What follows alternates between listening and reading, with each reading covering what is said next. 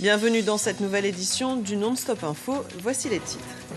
Peter Mutharika, le vainqueur de l'élection présidentielle du Malawi, a été officiellement investi. Le nouveau chef de l'État a dévoilé son programme. Le redressement de l'économie malawite figure au cœur de ses ambitions pour le pays.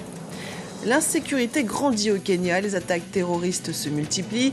Rarement revendiquées, elles sont quasi systématiquement attribuées aux islamistes somaliens d'Al-Shabaab. Les autorités mettent en place des mesures de sécurité pour contrer cette menace. Il était encore étudiant lorsque le destin lui a ouvert les portes de l'entrepreneuriat. Rencontre avec le Tchadien Mian Ingam Soria, un chef d'entreprise de 38 ans qui s'est spécialisé dans le reboisement et la création de pépinières. Réduire la dépendance du Malawi envers les donateurs extérieurs, redonner confiance et crédibilité au pouvoir central, lutter contre la corruption. Voici quelques-uns des défis que souhaite relever le président malawite Peter Mutharika. Le chef de l'État succède à l'ancienne présidente Joyce Banda. Cette dernière avait lancé d'importantes réformes économiques, des réformes qui se sont accompagnées d'une forte dévaluation de la monnaie nationale. Karine Vanzadio. Des détaillants de pneus au coin des rues ou comment sortir de la misère en érigeant le système D comme système économique. Au Malawi, des millions d'habitants font preuve d'ingéniosité pour s'en sortir. Le Malawi souffre d'une crise économique importante depuis plusieurs années et l'arrivée du nouveau président Peter Mutharika, vainqueur de l'élection présidentielle du 20 mai dernier, doit être pour ses concitoyens synonyme de changement. Il y a beaucoup de problèmes dans les régions du Sud. Il y a également des problèmes dans le reste du pays, mais je ne sais pas pourquoi il y a ces problèmes récurrents dans la région du Sud. Autre défi pour le nouvel homme fort du pays, redonner sa crédibilité à l'appareil d'État après les affaires de corruption qui ont éclaboussé le gouvernement de Joyce Banda, la présidente sortante. Il devra en outre relancer une économie vacillante, minée par l'inflation et les mesures d'austérité exigées par le Fonds monétaire international. Environ 40% de notre budget dépend des donateurs. Je voudrais réduire la dépendance envers les donateurs extérieurs, mais également tourner le Malawi vers de nouveaux amis, tels que la Chine ou le Brésil. Au niveau politique, Peter Mutharika a promis qu'il n'y aurait pas de chasse aux sorcières, estimant nécessaire une réconciliation nationale pour que le pays puisse aller de l'avant. La présidente sortante semble de son avis. Joyce Banda, qui avait contesté dans un premier temps la validité du dépouillement, a lancé samedi 31 mai un appel au calme, appelant les Malawites à respecter le verdict des urnes. En Centrafrique, le gouvernement condamne la décision des ex-Séléka qui souhaitent mettre leur base militaire dans la ville de Bambari. Ils soupçonnent le groupe rebelle de vouloir asseoir une autorité militaire parallèle. On écoute le Premier ministre André Zapayeke. Aujourd'hui, on nous parle de l'installation dans la ville de Bambari d'un état-major et de l'occupation des services de l'État par des forces irrégulières. Ces actes ne sont rien d'autre qu'une tentative de division du pays afin de faire main basse sur ses richesses.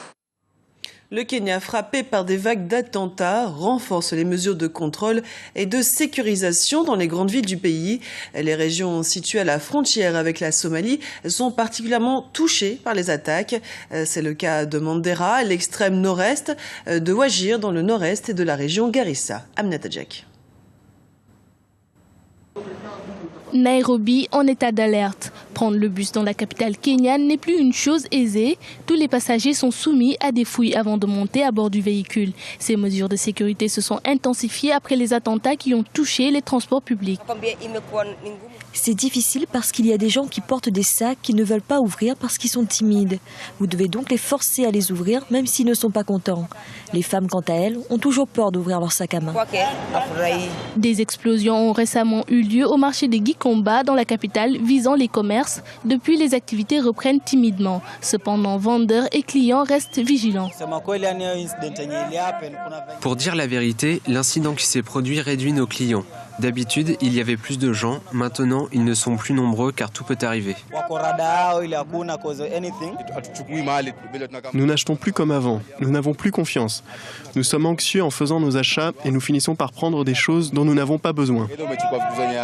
L'insécurité grandissante pourrait également affecter l'économie du pays, même si certains spécialistes restent confiants quant aux perspectives de ralentissement de l'investissement. Nous avons constaté, malgré la dégradation de la situation sécuritaire, non seulement au Kenya, mais aussi dans d'autres pays d'Afrique, que les investissements directs étrangers continuent d'affluer.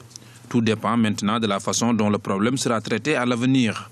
Nous espérons que les activités des entreprises reviennent à la normale et que le gouvernement prenne des mesures adéquates pour assurer la sécurité des investisseurs. Depuis l'attaque du centre commercial de Westgate en septembre 2013, revendiquée par le groupe islamiste Al-Shabaab, le Kenya est touché par une vague d'attentats meurtriers.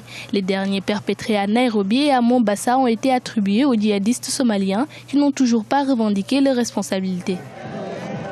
Après la Guinée et le Libéria, c'est au tour de la Sierra Leone, un autre pays de l'Afrique de l'Ouest, d'être touché par l'épidémie de fièvre Ebola. Ces contaminations pourraient s'expliquer par la géographie. L'est de la Sierra Leone est frontalier du sud de la Guinée. Fanny Mounechi. Le premier cas de fièvre Ebola a été détecté le 26 mai dernier en Sierra Leone. Depuis, le pays a renforcé la surveillance au niveau de sa frontière avec la Guinée, où le virus a déjà fait près de 200 victimes. Plusieurs mesures d'urgence ont été prises pour limiter la propagation, notamment concernant l'alimentation.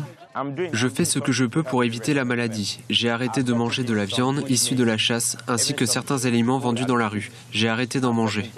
Les autorités sierra-léonaises misent avant tout sur la prévention. Aucune restriction de voyage n'a d'ailleurs été mise en place.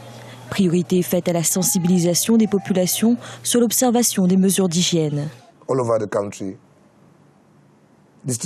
Partout dans les districts du pays, les médecins continuent à sensibiliser activement les membres de la communauté pour qu'ils connaissent les facteurs de risque d'Ebola. Nous avons repositionné les équipements de protection personnelle dans tous les grands établissements de santé du pays et plus particulièrement à l'épicentre. La Sierra Leone est confrontée au virus Ebola pour la première fois de son histoire. Dernier bilan du ministère de la Santé, 3 nouveaux cas confirmés et 10 nouveaux cas suspects. Est-ce le retour du protectionnisme en Europe? C'est en tous les cas ce que pensent les agriculteurs marocains. Une réforme de la politique agricole a été adoptée mi-avril par le Conseil de l'Union européenne. Elle change considérablement les conditions d'importation de fruits et de légumes sur le territoire européen. Une situation contre laquelle s'indigne le Maroc. Dans un communiqué diffusé ce jeudi, les autorités du pays demandent à l'Union européenne de prendre ses responsabilités et de respecter ses engagements consignés dans les accords et traités signés avec le Maroc. Il embellit les routes, les parcs, les ronds-points, il plante, il sème et embellit votre quotidien. Mian Ingam Sori a créé son entreprise il y a tout juste 7 ans.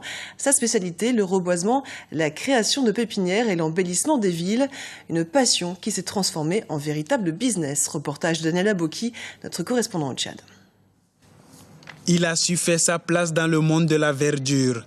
De la création des pépinières au reboisement, ce jeune chef d'entreprise tchadien en a fait sa spécialité.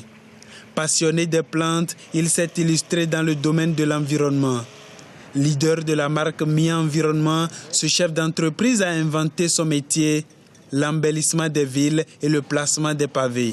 Je prenais mes cours de comptabilité au niveau de EIE et on m'a demandé d'installer la verdure. Et j'ai juste déterré les plantes qui sont dans la construction pour installer au niveau de EIE.